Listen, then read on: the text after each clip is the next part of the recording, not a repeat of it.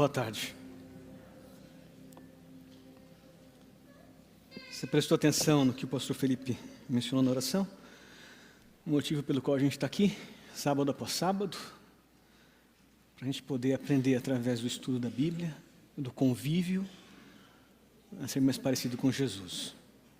Hoje o tema da mensagem está muito relacionado a isso. Eu espero que realmente ao você sair daqui hoje, você possa tomar a decisão em ser mais parecido com Jesus. Tá bom? Que bom que você está aqui, eu não sei o motivo que te traz aqui. A gente está vivendo um momento difícil no Brasil, né? Você está aqui, você é perseverante, não tem gasolina, né? Que bom que você está aqui. Isso mostra que, para você mesmo. E essa busca por Deus, ela tem que ser permanente, constante, né? A gente não pode esmurecer diante das dificuldades em buscar a Deus. Buscar a Deus não acontece só aqui, mas também aqui. Por isso é bom que você esteja aqui. Deus tem os seus caminhos, Ele faz as coisas como Ele acha que tem que ser. Bom, a gente está numa série intitulada O Maior Discurso de Cristo. Evidentemente, essa série está tratando de das maiores pregações de Jesus a seus discípulos, a famosa pregação que está ali relatada no Evangelho de Mateus, entre o capítulo 5 e o capítulo 7, conhecido como o Sermão do Monte. É um dos temas mais extraordinários. Talvez esse tema tenha sido um dos temas mais pregados ao longo dos séculos dentro do cristianismo. E a gente vai tratar um pouquinho dele hoje, e a porção que a gente vai tratar dele hoje, a gente vai falar um pouquinho sobre sal e luz. Com certeza é a porção mais explorada desse sermão ao longo dos séculos. O sermão está dividido em 7 blocos, 7 partes. Hoje é a segunda parte. Sábado passado foi a primeira. Você está convidado a estar com a gente aí no estudo dessas demais partes. Se quiser se aprofundar um pouquinho no estudo, existe um livro chamado O Maior Discurso de Cristo. Você consegue comprar isso pela internet, aqui na nossa lojinha também. Para o crescimento pessoal, para a tua busca, se você quiser. Esse é um material disponível aí para todo mundo. Esse tema, o Sermão do Monte, ele é, sem dúvida nenhuma, na esfera do cristianismo, aquilo que os estudiosos entendem como sendo a declaração, o manifesto de Jesus Cristo ao mundo, da forma como Ele espera que seus discípulos, seus seguidores, vivam. Esse manifesto é Jesus apresentando ao mundo aquilo que Ele espera que seus seguidores sejam como pessoas. Semana passada, as bem-aventuranças, as características que devem estar presentes na vida de todos aqueles que escolhem o caminho de Jesus Cristo. Hoje, como nós que escolhemos o caminho de Jesus Cristo, devemos influenciar o mundo no qual vivemos. E nesse contexto é evidente que Jesus vai trazer uma mensagem, um conteúdo específico. Jesus anuncia constantemente ao longo do seu ministério aquilo que ele chama de o reino de Deus. Um lugar, uma ideia, um conceito que está em contraposição, evidentemente, ao reino dos homens. A essa estrutura da sociedade na qual vivemos, e é sobre isso que o Sermão da Montanha vai tratar, e especificamente o tema de hoje vai apresentar como eu e você devemos viver e agir diante da sociedade. O texto de hoje, você tem a sua Bíblia ou no seu dispositivo, você pode pegar agora, está em Mateus capítulo 5, dos versos 13 a 17. Mateus 5, 13 a 17. Antes de lermos, queria convidar você para curvar a fronte, para a gente falar com Deus.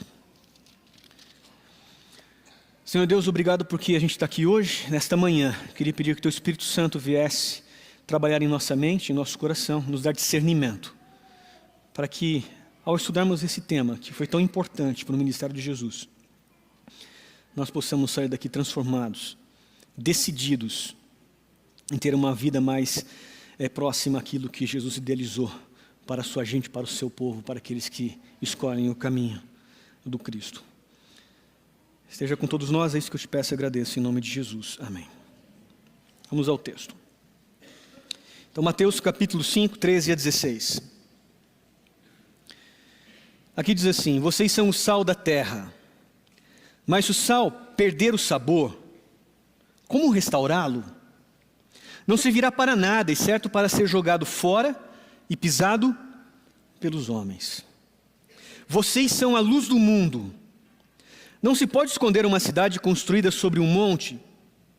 E também ninguém acende uma lâmpada e a coloca debaixo de uma vasilha. Ao contrário, coloca num lugar apropriado e assim ilumina a todos que estão na casa. Assim, brilhe a luz de vocês diante dos homens, para que vejam as suas boas obras e glorifiquem ao Pai de vocês, que está nos céus.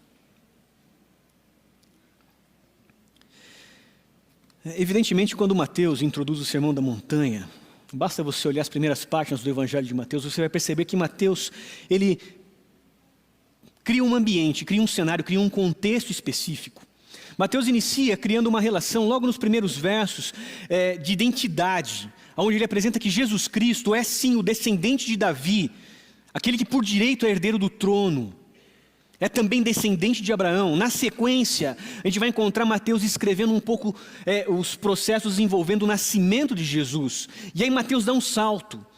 Mateus vai começar a tratar do momento em que Jesus começa o seu ministério no mundo. Logo na sequência a gente tem o momento do deserto, onde Jesus é levado pelo Espírito ao deserto para ser tentado. E depois então Jesus, quando retorna no deserto, começa a convidar os seus primeiros discípulos. E com esses primeiros discípulos agora ele começa...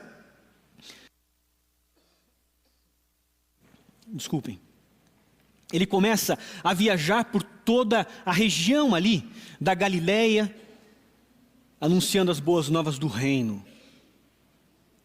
É só depois disso, é só depois de Mateus construir um cenário, é que Mateus introduz o discurso, esse manifesto de Jesus Cristo, conhecido como Sermão do Monte.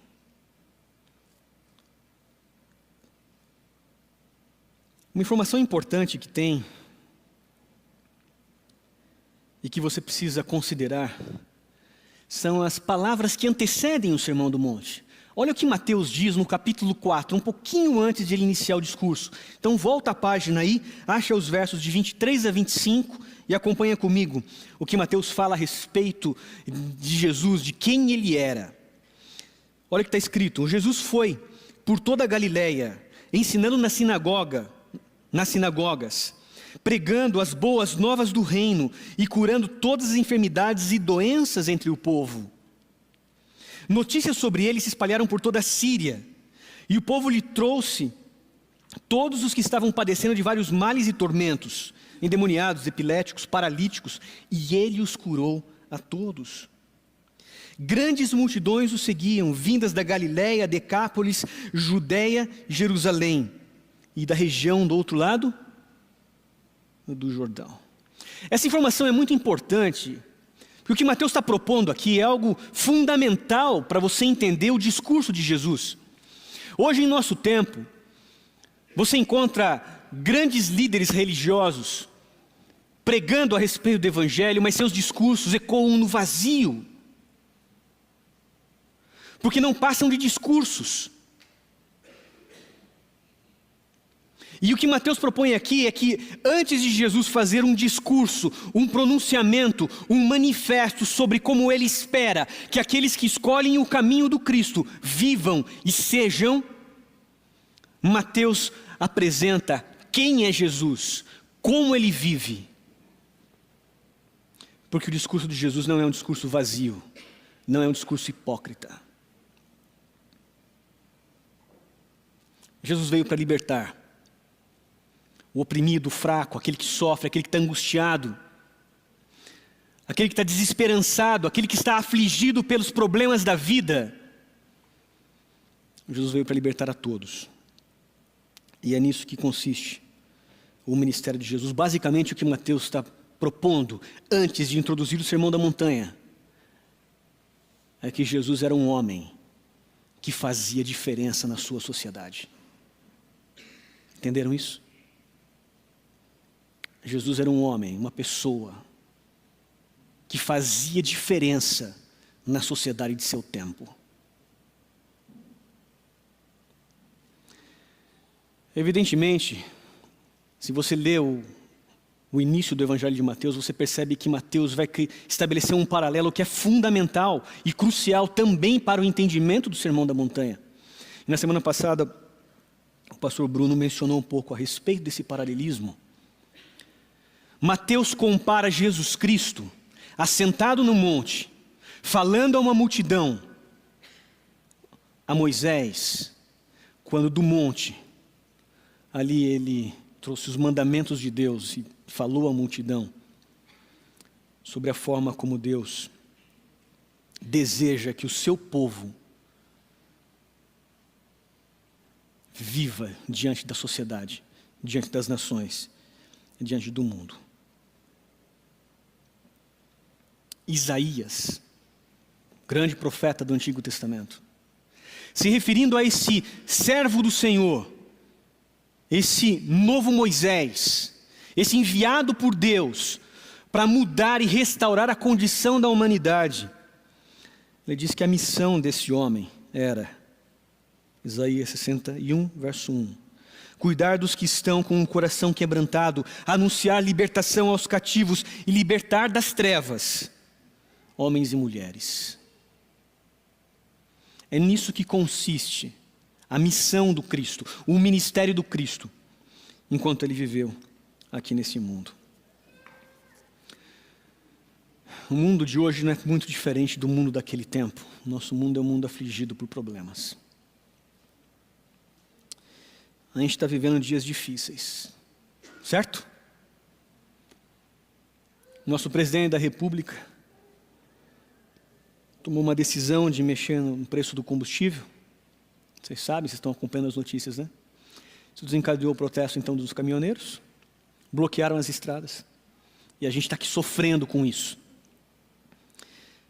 Eu estava pesquisando ontem um pouco do cenário.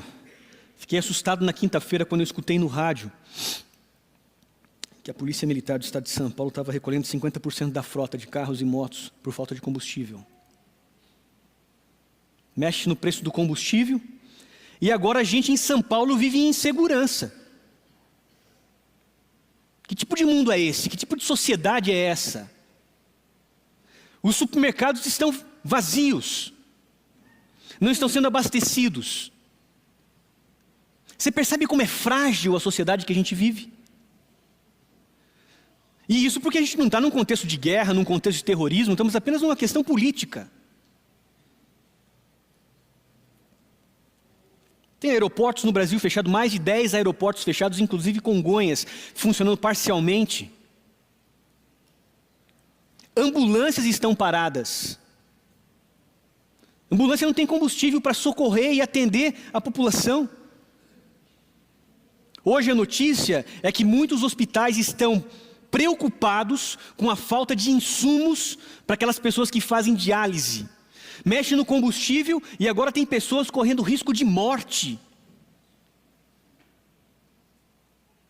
Que tipo de sociedade é essa que a gente vive?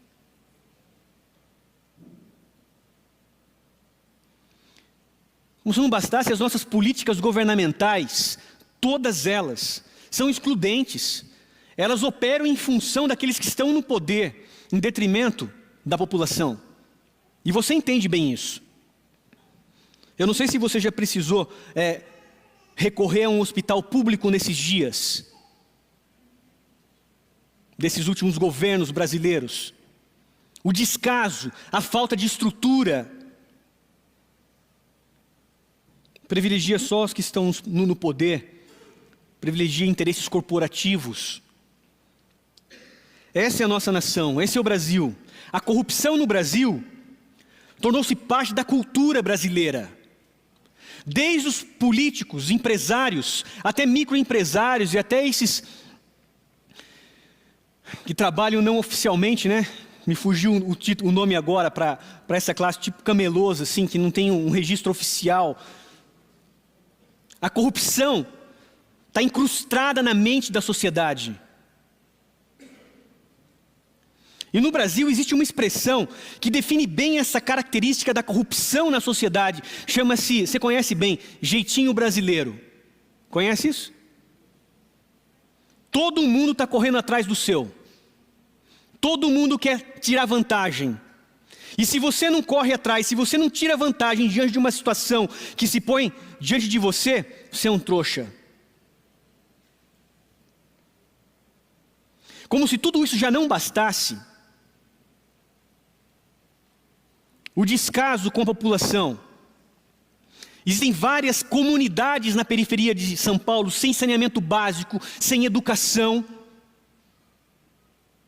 Aqui no centro da cidade de São Paulo, segundo o censo de 2016, 14 mil pessoas moram nas ruas. Esse é o Brasil. E como se não bastasse ainda, falsos líderes religiosos comercializam o evangelho, vendendo a graça, vendendo o perdão, vendendo as bênçãos em troca de dinheiro, enriquecendo à custa do sofrimento e da fé das pessoas. Esse é o Brasil que a gente vive. Esse é o mundo que a gente vive. E eu não sei você, mas o sentimento que eu tenho, e eu acho que você compartilha desse sentimento comigo, é que a gente queria um Brasil diferente, a gente queria um mundo diferente. Não moldado pela ganância, pelo poder corrupto, mas moldado pela justiça, pela retidão. Eu imagino que você sonha com um Brasil onde os nossos políticos são responsáveis para com a sociedade, para com o fraco e com o oprimido. Um Brasil onde os nossos líderes não são corruptos. Eu acho que você sonha com isso. Um país onde você pode andar em qualquer lugar da cidade em segurança. Nós sonhamos com isso. Na verdade, não somos só nós cristãos que sonhamos com isso. O mundo sonha com um Brasil melhor, com um mundo melhor.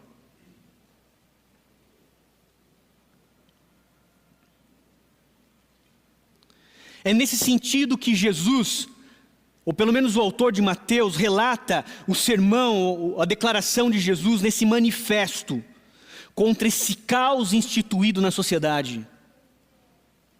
O que Cristo está propondo no Sermão da Montanha,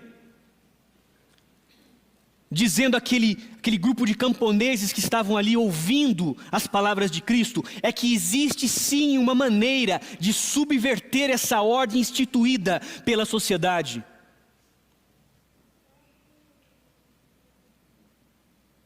Existe uma maneira de tornar o mundo um lugar diferente, um lugar melhor. Existe uma maneira pela qual é possível reverter os efeitos do pecado em nossa sociedade. E sabe, Jesus vai dizer que isso não depende das autoridades. Também depende delas. Mas o que Jesus afirma no Sermão da Montanha é que a forma pela qual é possível reverter esses efeitos do pecado em nosso mundo começa com você. Começa com as tuas atitudes, com as tuas ações, com as tuas crenças, com os teus valores diante da sociedade. Entenderam? Sal e luz? Não tem muito o que se falar sobre sal e luz da forma tão óbvia e tão clara e tão direta pela qual Jesus menciona esses dois elementos como ilustração, como metáforas da forma como nós, seguidores de Jesus Cristo, deveríamos agir no mundo. É até certo ponto óbvio. O sal. Das muitas propriedades, duas são principais. O sal tem a propriedade de dar sabor ao alimento e de preservar o alimento. Em ambos os casos, para que o sal possa cumprir esse papel, o sal precisa ter um certo nível de pureza. Se o sal estiver contaminado, você não pode usar esse sal para dar sabor aos alimentos, nem para conservar alimentos.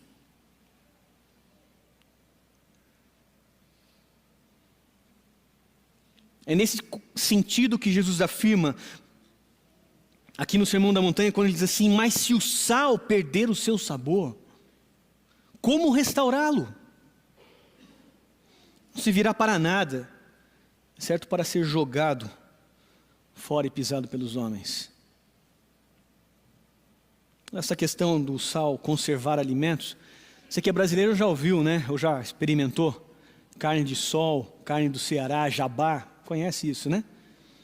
Não importa o termo usado, o segredo é o mesmo: o sal, para conservar essa carne. O Dr. David Turk, um estudioso do Oriente Médio, ele menciona que lá no contexto de Jesus, o sal não era tão puro. Provavelmente ali na região do Mar Morto existia esse pó branco que era usado como sal, que não era puro, era uma mistura de calcário e areia. E quando você dissolvia esse pó na água, esse material que não era sal, ele precipitava, criando uma resina branca embaixo, que também era considerada como sal, que não salgava. Não existiam refinarias naquele tempo, né? E é por isso que Jesus fala: o sal é jogado fora quando ele não cumpre o seu papel. Luz do mundo. Aqui Jesus também é direto. Ele fala: vocês são o sal da terra. E aqui ele fala: vocês são a luz do mundo. De forma clara e direta. É evidente que, se você conhece um pouquinho da Bíblia, Jesus, ele fala que ele, em outro lugar, lá no Evangelho de João, ele menciona que ele é a luz do mundo. Olha o que ele diz lá em João 8, verso 12, se você quiser anotar aí ou acompanhar, fala assim: falando novamente ao povo, Jesus disse: eu sou a luz do mundo, e quem me segue nunca andará em trevas, mas terá a luz da vida. E olha que interessante, aqui no Sermão da Montanha, ao invés de Jesus falar que ele é a luz do mundo, ele olha para aquele bando de camponeses e fala: vocês são a luz do mundo. Você percebe, Jesus cria um paralelo entre ele e aqueles que estão dispostos a viver sobre os valores apresentados por Jesus nesse Sermão do Monte. O que Jesus está dizendo é o seguinte: quando as pessoas passarem a viver a partir desses valores, qualquer pessoa se torna como o Cristo, a luz do mundo.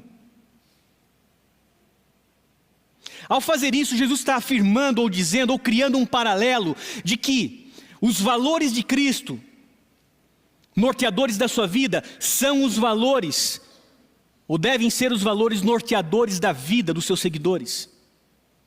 A missão do Cristo no mundo deve ser a missão dos seus seguidores.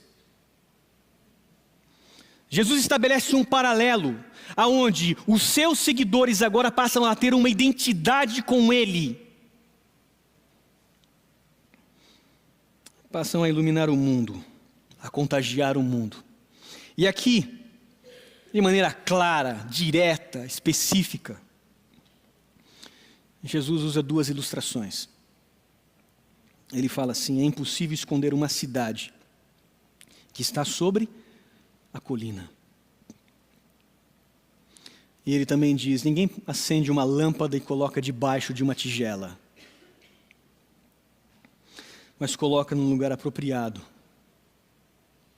para que a casa seja iluminada.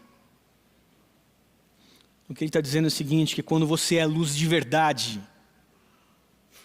luz acesa, não luz apagada, né?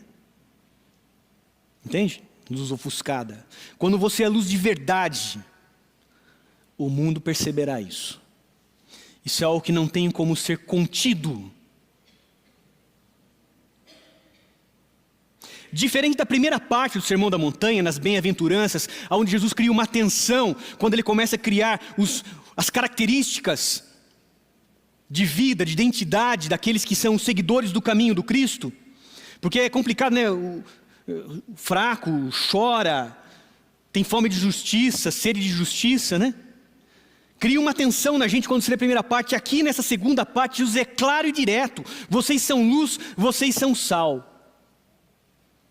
Uma analogia que todo mundo é capaz de entender. E ele finaliza essa declaração afirmando o seguinte: assim como a cidade na montanha, como a luz colocada no lugar certo, que é incapaz de ser contida, ele afirma assim: assim brilhe a luz de vocês diante dos homens, para que as suas boas obras, as obras de vocês, dos seguidores do caminho do Cristo, glorifiquem o Pai que está nos céus. Aqui Jesus apresenta um conceito: boas obras. Jesus não apresenta a crença em Deus, a teologia por trás da fé, a filosofia por trás do estilo de vida.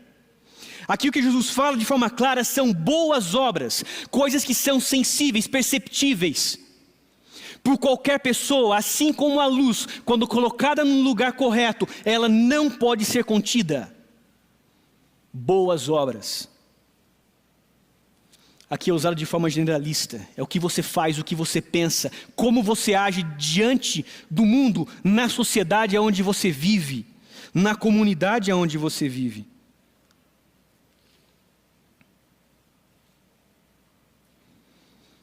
E basicamente é o Jesus criar essa identidade entre ele e seus seguidores. Ele é a luz e os seus seguidores a luz. O que ele está afirmando ou propondo é que o mundo vai conhecer a Deus através dos seus seguidores. Você entende por que ele envia os seus discípulos aos confins da terra? Trazer luz. A profecia do Antigo Testamento, de Isaías, que fala a respeito desse servo do Senhor. Olha o que ele fala a respeito do servo do Senhor. Está em Isaías 42, do verso 6 ao 7, diz assim: eu sou o Senhor, e o chamei para viver em retidão. Segurei firme pela sua mão. Eu o guardarei e farei de você um mediador para o povo e uma luz para os gentios. Para abrir os olhos dos cegos e para libertar da prisão os cativos e para livrar do abismo aqueles que estão na escuridão. Evidentemente Isaías aqui está falando do servo do Senhor, e esse servo do Senhor é o Cristo, que seria enviado. Luz para os gentios. Só que quem foi enviado aos gentios foram os seguidores do Cristo. Ninguém menos que o Cristo ressignifica essa profecia e diz que os seus discípulos agora são os servos do Senhor, que deveriam contagiar o mundo com essa luz. E aqui entenda, você não pode ler esse texto, sal e luz, fora daquilo que foi proposto pelo autor do livro de Mateus, do Evangelho de Mateus, nesse paralelismo com o Sinai. O conteúdo corre numa estrutura paralela. Aquilo que foi pronunciado de cima da montanha no momento em que a nação de Israel fez uma aliança com Deus. Quando Deus virou para o povo e falou assim: eu quero que vocês sejam minha nação, meu tesouro pessoal. Uma nação santa e um reino de sacerdotes. Eu quero que vocês sejam um povo que me representam. Tanto no Sinai quanto no Sermão da Montanha, a pressuposição do discurso é que Deus é o seu Deus. Que o Senhor é o libertador. É quem te libertou. E nesse contexto é Jesus, por isso que Mateus introduz o Sermão da Montanha dizendo que Jesus passeava pela terra, pelas cidades, libertando aqueles que cruzavam o seu caminho.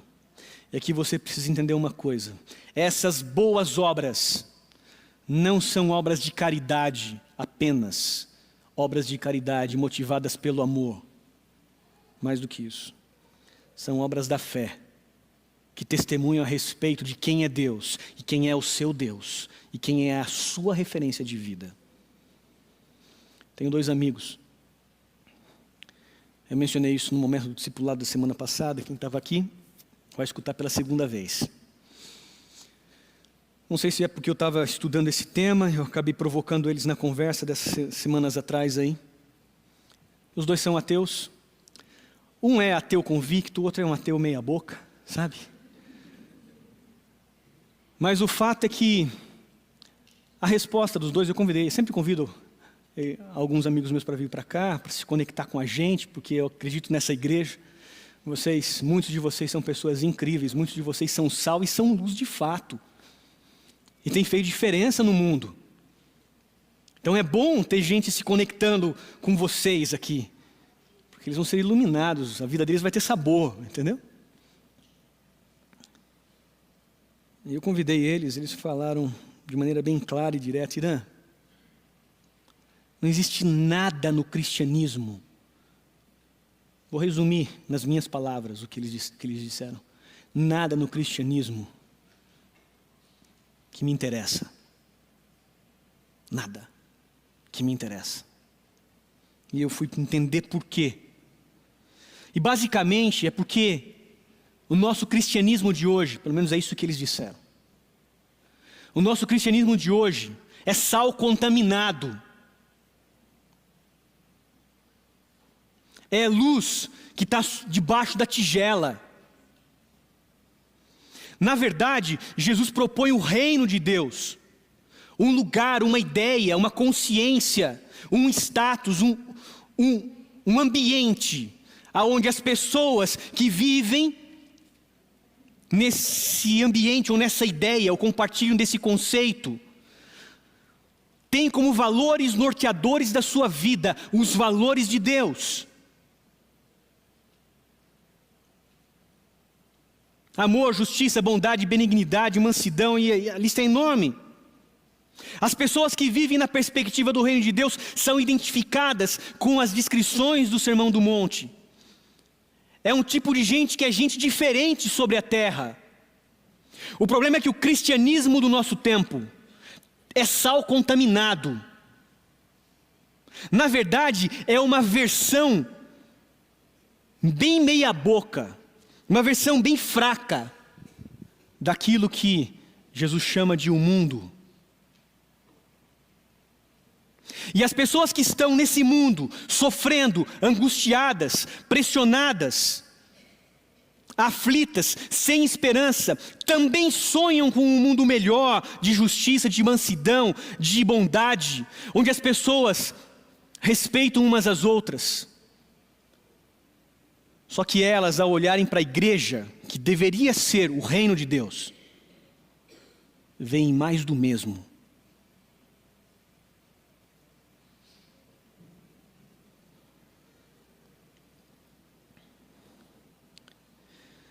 Duas versões da mesma coisa.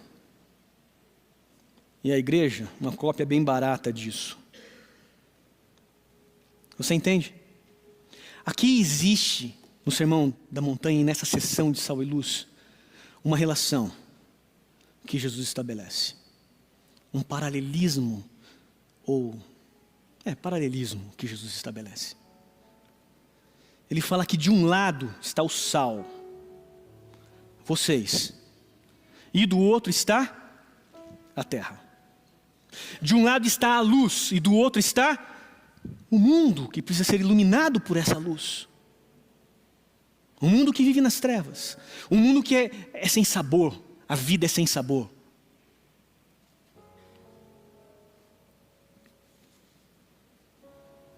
Duas realidades, o reino de Deus e o mundo. Me permitam usar uma palavra desgastada dentro do cristianismo. Mundo, um sistema mundano.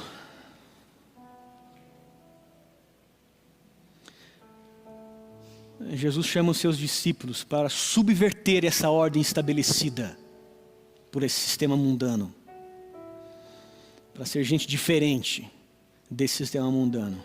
O problema é que tem muito crente por aí que acha que essa diferença ela é medida pela roupa que você veste, pela comida que você come, pela música que você escuta. Mas aqui no Sermão da Montanha, Jesus fala sobre valores que definem quem você é.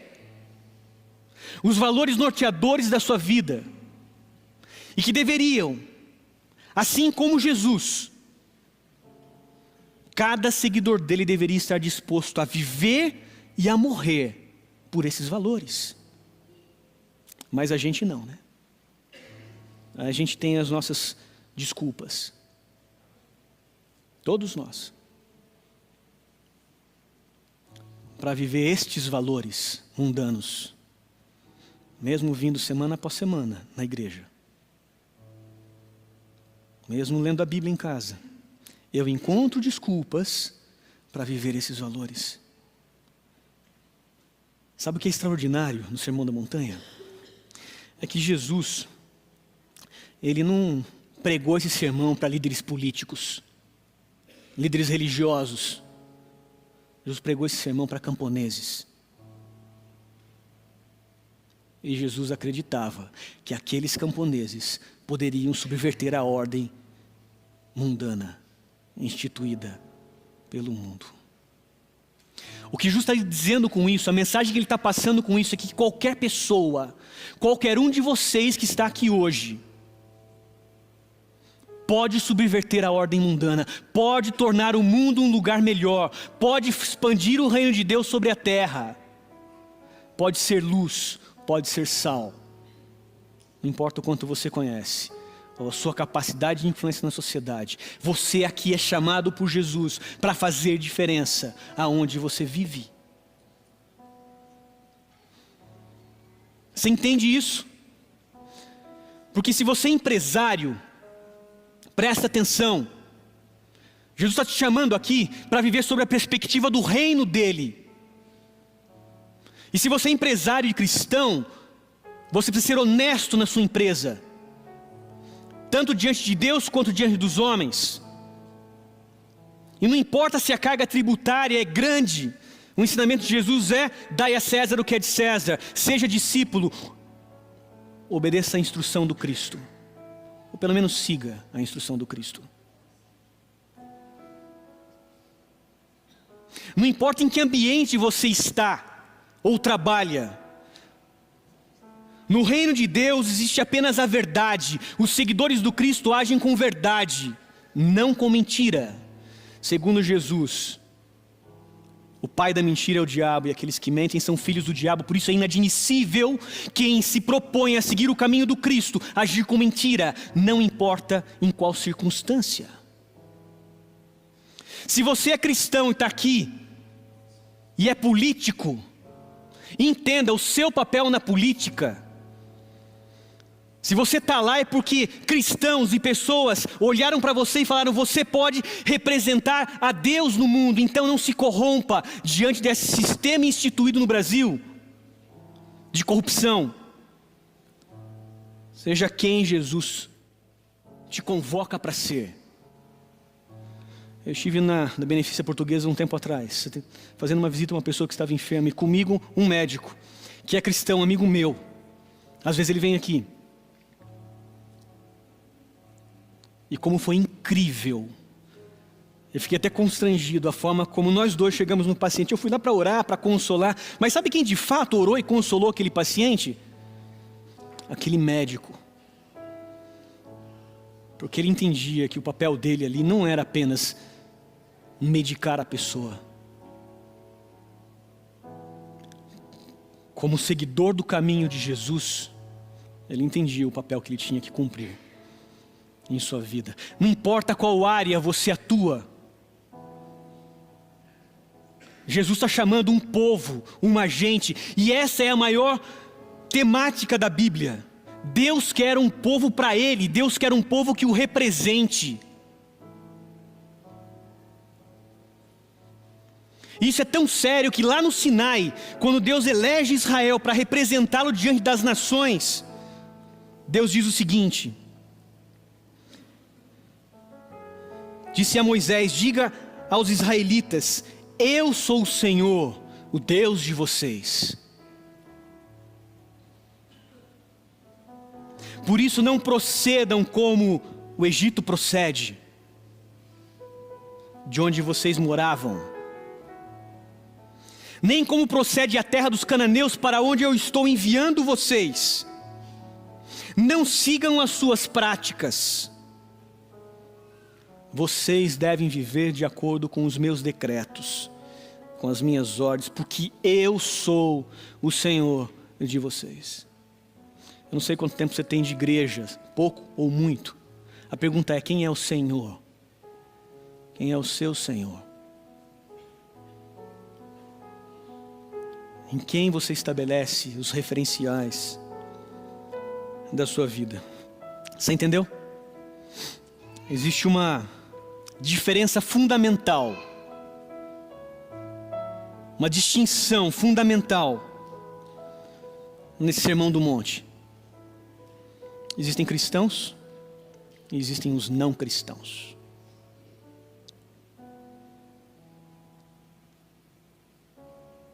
E o reino de Deus, ele se expande sobre a terra. Ele dá sabor à terra, ele ilumina a terra. Através de você.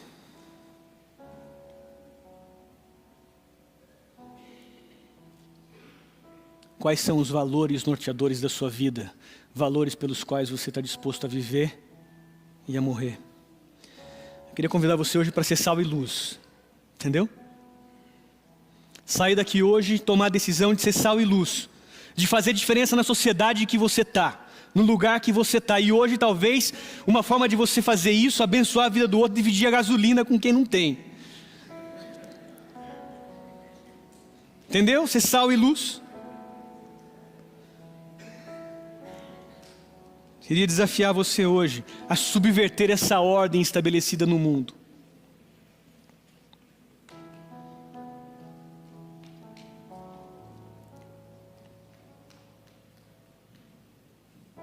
Tem muita gente aí sofrendo por causa dos efeitos do pecado, escravizados, com dor. Só que existe uma esperança. Essa esperança é Jesus. E Ele será conhecido através dos seus seguidores. Sal e luz, dando sabor para o mundo. E iluminando ao mundo. Porque Jesus afirma no final aqui, que o mundo, ao olhar para os seus seguidores, essa luz, reconhecerão quem é Deus e darão glórias a Deus pelas suas boas obras. Por isso sejam sal, sejam luz, que Deus possa abençoar vocês, que vocês possam sair daqui e escolher a Jesus, a seu Pai, como Deus e Senhor da vida de vocês. Simplesmente porque Ele é a única esperança para este mundo. Deus abençoe vocês. A gente vai orar, agora saiu. Eu sei que tem muita gente aqui que é sal e luz. Tem feito diferença no mundo. Tem expandido o reino de Deus. Eu não sei como que você veio parar aqui hoje. Qual que foi o motivo que te trouxe aqui hoje? Diversos motivos. Mas você entende? O convite de Jesus é para que você seja sal e luz. Contagie o mundo com o amor de Deus. Amor de Deus. Amor de Jesus. Tem um texto, uma declaração de Jesus. Ele fala assim, que o mundo, esse sistema mundano, vai reconhecer os seus discípulos quando esses discípulos amarem uns aos outros. Entendeu? É o amor. Na verdade, o amor é o grande elemento, o grande valor no qual o reino de Deus está fundamentado. Porque quem ama não é injusto. Quem ama não é corrupto. Quem ama é responsável com o fraco e com o oprimido. Você já entendeu? Que Deus possa te alcançar com o amor dEle, para que você possa transbordar nesse amor. Vamos orar. Senhor Deus, obrigado porque de uma maneira especial a Bíblia tem histórias, e a gente está estudando uma das histórias, no momento em que Jesus falou àqueles camponeses de que é possível reverter essa ordem estabelecida, essa ordem de caos que existe na nossa sociedade. Mas isso começa com a gente, Senhor. Então, se a gente se sente pequeno, frágil, envia o Teu Espírito Santo para lhe dar sabedoria, discernimento, nos fortalecer, para que a gente possa fazer diferença onde quer que a gente esteja. E que as pessoas, ao olharem para nós, não vejam mais do mesmo, mas Te reconheçam através de quem nós somos. Abençoa esta igreja, E ao a gente sair daqui hoje, a gente possa ser esse sal e essa luz para dar sabor a esse mundo, iluminar esse mundo que está nas trevas, Senhor. Abençoa cada pessoa que está aqui, nossas famílias, as pessoas que nós amamos. É isso que eu te peço, Senhor. Em nome do teu Filho amado Jesus, aquele que morreu e ressuscitou por nós. Te peço isso em nome dele. Amém.